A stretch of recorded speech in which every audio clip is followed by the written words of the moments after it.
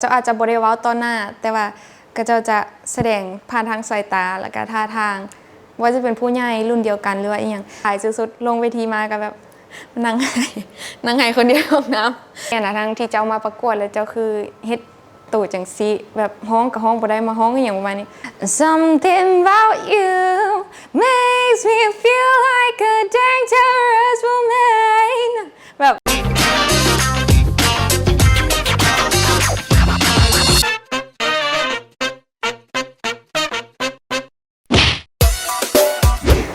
ซื้อดารัตแสงวิไลซื้อลินซื้อเจนี่สลายกับเจ้าห้องแต่เจอีกจังหน่อยกะ22แล้วที่7 เดือน 8เรียนอยู่มศคณะวิทยาศาสตร์ธรรมศาสตร์ภาคคอมพิวเตอร์สาขาพัฒนาเว็บไซต์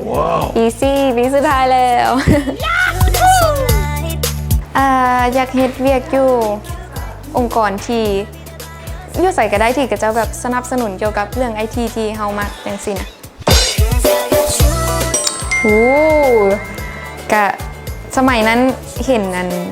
เอื้อยเนาะตอนนั้นร้องเพลงบ่เป็นเลยบ่ค่อยรู้เรื่องร้องเพลงแต่ว่าเห็นเอื้อยหันเอากีตาร์มาลิ้น 2-3 คอร์ดเนี่ยรู้สึกแบบเทพสุดๆเลยป้า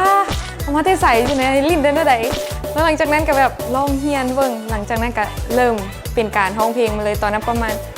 16-17ปีนี่แหละก็เริ่มเฮ็ด cover อย่างต่างๆออกมาแบบลูกคอนี่ประมาณเธอเจ้าสำนีแบบโคตรเท่เลยตอนนั้นแต่ว่าแบบตอนนี้ก็ยังพัฒนาขึ้นน้อยนึงตีหลายกว่าเก่าโอ้ค่อนข้างจะกระเจ้าน่าจะมีหลายคิดว่าถูกเวลาที่แบบไปร้องเพลงอย่างต่างๆนะกระเจ้าอาจจะบริเวาต่อหน้าแต่ว่ากระเจ้าจะแสดงผ่านทางสายตาและก็ท่าทางว่าจะเป็นผู้ใหญ่รุ่นเดียวกันหรือว่าอีหยังคือสมัยนั้นประมาณ18-19นี่แหละไปแข่งร้องเพลงแล้วตอนเวลาเฮาซ้อมอยู่กันเฮาจะร้องได้บ่แต่ว่าเวลาไปออกกองนะไปออกกองแล้วมันจะแบบร้องเสียงก็บ่ออกสั้นก็สั้นแบบบ่กล้าเบิ่งคลิปที่ตัวเองขึ้นไปร้องเลยอายสุดๆลงเวทีมาก็แบบนั่งไห้คนเดียวห้องน้ำตอนนั้นเจอแบบคือสายตาก็จะเหลียวมาแบบเป็นอย่างคือเป็นจังซี่นะทั้งที่เจ้ามาประกวดแล้วเจ้าคือเฮ็ดตู่จังซี่แบบร้องกับร้องบ่ได้มาร้องอย่างประมาณนี้คือกับเจ้าอาจจะบ่เข้าใจว่าเฮาอาจจะสั้นแล้วก็เป็นเทื่อทำอิฐแล้วก็ย้านสายตานี่อันตรายหลายเนาะเวลาก็เจ้าเหลียวมารู้สึกแบบเจ็บสุดๆเลยก็ต้องได้ขอบใจกับเจ้าเนาะเพราะว่าเฮาเจอนั้นตลอดมานี่ให้เฮารู้สึกแบบต้องพักดันตัวเองหลายๆนะให้แบบพัฒนาทางด้านนี้ถ้าสมมุติอยากร้องเพลงแต่ว่ามีข้อด้อยจังซี่ก็ต้องได้มั่นฝึกฝนแล้วก็หาทางทุกอย่างให้เฮาหันเฮ็ดให้มันได้ให้มันดีขึ้นกว่าเก่าบ่ให้มันแบบผิดพลาดแบบคือแต่ก่อนหันอีกให้ปัจจุบันนี้ให้มันพัฒนาขึ้นแล้วก็ให้ดีกว่าเก่าแล้วก็เฮ็ดให้มันให้ได้ให้ตรงตามที่เป้าหมายเฮาตั้งไว้อันนี้แม่นฟังเพลงหลายๆอันนี้คนร้องเพลงเนี่ยจะฮู้เนาะแต่ว่าจะร้องเพลงหลายๆสไตล์แบบหลายๆคนที่ก็จะร้องทุกๆคนที่เป็นนักร้องก็จะร้องบ่คือกันแม่นบ่เฮาก็พยายามที่จะร้องแต่ละคนแล้วก็เก็บมาว่าเสียงเฮาแบบร้องจังซี่เด้อแต่บางเสียงเฮาอาจจะบ่ตรงกับของกับเจ้าแล้วมันก็สิเป็นลูกคอใหม่ของเฮาเลยปานนั้นหลังจากที่เฮาสะสมหลายๆคนอันนี้เป็นความคิดส่วนตัวเนาะเฮาฟังจากหลายๆคนหลายๆไอดอลหลายๆนักร้องศิลปินที่ก็เจ้าร้องมาแล้วก็ฟังแล้วเฮาก็ฝึกร้องไปนำหลังจากนั้นมันก็สิเป็นเสียงเฮาเองลูกคอเฮาเองหลังจากนั้นได้ซ้อมมื้อละ30 หา 1 ชั่วโมงไอแซนนี่แหละเอาจากไอแซนไปก็แบบซ้อมในนี้มันดีกันได้ก่อนหน้านั้นน่ะเสียงบางเทื่อก็แบบเสียงบ่มาว่าเป็นอย่างเสียงตกห้องตกคิวที่แต่พอแบบมาแบบได้มาเข้าอันนี้กับไอแซนแล้วมันเฮ็ดให้ฮู้ว่าวิธีฝึกซ้อมแนวใดเฮาจะควรจะฝึกเสียงแนวใดวอร์มแนวใดสินะบ่แม่นจะอยู่ไปห้องเลยสินะมันก็สิเพี้ยนคือแต่ก่อนไอดอลค่อนข้างจะหลายคนเลยแล้วเรา2 คนที่คิดออกเดี๋ยวนี้2 คนที่คิดออกเดี๋ยวนี้Ariana Grande กับ Taylor Swift เพลงเราแต่ละเพลงม่วนหมดเวลาฟังแล้วหลงเสน่ห์ลูกคอเราแบบ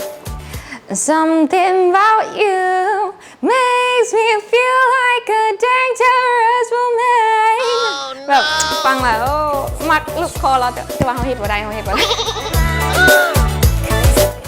อ่าเคยได้ที่2อันโตโคเวอร์ของเอื้อยดารุณีแล้วก็เคยได้ที่2โตท่วงคันคำ2020ปีกายนี้เดือน12ประมาณนั้นแล้วก็เคยได้ที่3ตอนแข่งเป็นวงต้นปีนี้ประมาณเดือน1นี่แหละมื้อนี้จะมาร้องเพลงที่แบบเป็นเพลงอีกเพลงหนึ่งในดวงใจเวลาเราฟังแล้วจะรู้สึกสบายแต่ว่าก็สบายแล้วผู้ร้องเนาะชื่อเพลงว่า Shallow ของ Lady Gaga นั่นเองซึ่งเพลงนี้ซึ่งเนื้อหาดีอีกเพลงหนึ่ง Someone Like You ของ Adele